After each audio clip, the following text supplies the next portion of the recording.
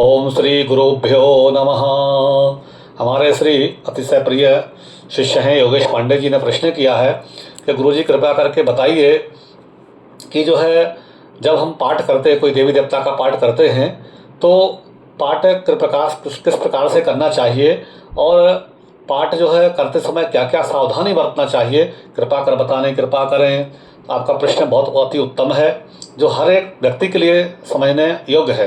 शुद्ध आसन पर हमको पूर्व दशा में पाठ करना चाहिए, और अगर पूर्व दशा नहीं मिलती है तो जहाँ आपके देवी देवता हैं उनके सन्मुख हल्का सा तिरछा बैठ के पाठ करना चाहिए। यदि भगवान पूरब हैं तो आप जो है ना उत्तर मुँह कर लीजिए। यदि आप स्वयं के लिए पाठ कर रहे हैं तो पूरब बैठ जाइए, तो भगवान के सन्मुख भी आप बैठ सकते हैं, हल्का तिरछा भी बैठ सकते हैं। और इस प्रकार से पाठ करें कि आप अपना शरीर आसन को शुद्धि करते हुए पात्र को रख लें, जल को किसी पात्र में गिराएं, माला का शुद्धिकरण कर लें। पाठ कर रहे हैं तो पाठ को अपना पुस्तक का पूजन कर लें सरस्वती का ध्यान करते हुए। और उसमें 6 शर्तें हैं। पाठ करने वाले के लिए 6 शर्तें हैं, जप करने वाले के लिए अलग शर्तें हैं, पाठ करने के लिए अलग शर्तें हैं। जप कर रहे हैं तो आपको जब 4 प्रकार के जप होते हैं। तो आप जब करते हैं तो आपका जो जिह्वा के अंदर, जो दांत के अंदर में जीभ सटा के इस तरह से और नाभि से ऊपर माला रख के किसी विशेष कामना के लिए जब इस बहुत प्रभावशाली होता है। उपांशु जप होते हैं, और जो है आपको ये जो जप है मानसिक जप का बहुत विधान है किसी कामना करने के लिए।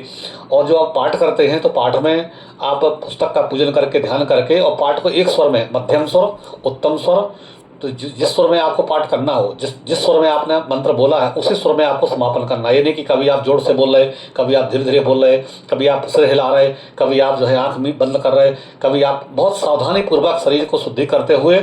और शास्त्र का प्रमाण इसमें आया है, गीति शीघ्री सरा कंपी, माने गीति माने मंत्र को गाकर नहीं बोलना चाहिए। वैदिक मंत्रों को आजकल देखा है कि बहुत से लोग ढोल हारमोनिया बजा के मंत्रों को गायन करते हैं। तो जो श्लोक हैं उनको आप किस पंक्ति में गाना है, किस स्वर में गाना है, मंत्रों को किस स्वर में गाना है। तो यजुः शुक्ल वेद में, ऋग्वेद में जो मंत्रों का कहा गया है उसी ही आपको उसमें उनको वाचन करना है। और जो आपको पद हैं, जो गीत हैं, उनको गीत में आप गा सकते हैं, उसमें कोई दिक्कत नहीं है। तो गीति शीघ्री, बहुत जल्दीबाजी करना, जल्दी जल्दी बोलना। और सिरा कंपी, सिर को हिलाना, ऐसे इस तरह से सिर को हिला के पाठ करते हैं जो इधर उधर डोलते हैं। तो गीति शीघ्री सिरा कंपी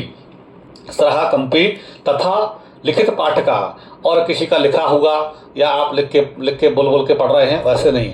और अनर्थज्ञो अल्प का कंठस्य, माने अर्थ का अनर्थ आप लगा रहे हैं, आप उसका अर्थ नहीं जानते हैं। आप जो पाठ कर रहे हैं उसके बारे में आपको कुछ पता नहीं है कि हम क्या इस मंत्र का मनोभाव है, तो आपको उसका कोई फल नहीं है। और कंठ सड़े से, कंठ में कंठ आपको जो है निकल नहीं रहा है, या आपने याद कर लिया कंठ में लेकिन आप भूल रहे हैं, तो आप सामने पुस्तक को रख लीजिए और पुराण को, पुस्तक को रख के, पद्धति को रख के और उसका पाठ करेंगे तो आपको फायदा होगा। नहीं करेंगे तो कंठस्य सड़ते पाठ अधम कहा। ये जो है 6 तरह का पाठ अधम माना गया है। पाठ का अधम, ये अधमा पाठ सड़े से पाठ का अधम कहा। ये अधमा पाठ कहा, इनको अच्छा नहीं माना गया शास्त्रों में, इसलिए सड़े से पाठ का अधमा।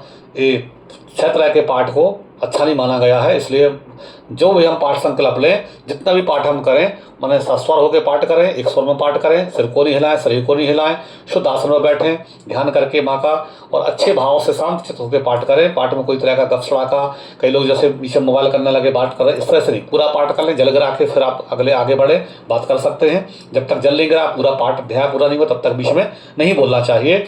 और यही जप में भी नियम है, यही पाठ में भी नियम है, तभी इसका फल प्राप्त होता है। मुझे विश्वास है कि आपको मेरे उत्तर से संतुष्टि हुई होगी।